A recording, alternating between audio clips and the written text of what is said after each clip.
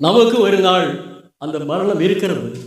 நம்முடைய இஷ்டம் போல வாழ்ந்து, நம்முடைய விருப்பம் போல வாழ்ந்து, நம்முடைய ரட்சித்த தேவனை மறந்து நாம் வாழ்வோமானால், நாம் வாசித்த சங்கீதத்திலே 22வது வசனத்தை யாராவது வாசிக்க. தங்கள் இரட்சகராகிய தேவனை மறந்தார்கள்,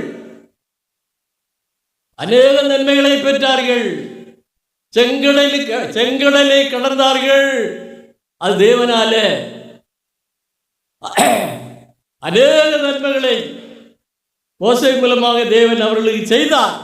ஆனாலும் அவர்களை உணர்வில்லாதவர்களாக அதை மறந்து விட்டார்கள். அருமையால அப்படி நாம் மறக்கிற ஜாதிகளாய் இருக்கிறோமா?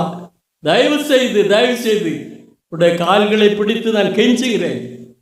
இங்க கேளுங்க அருமையால.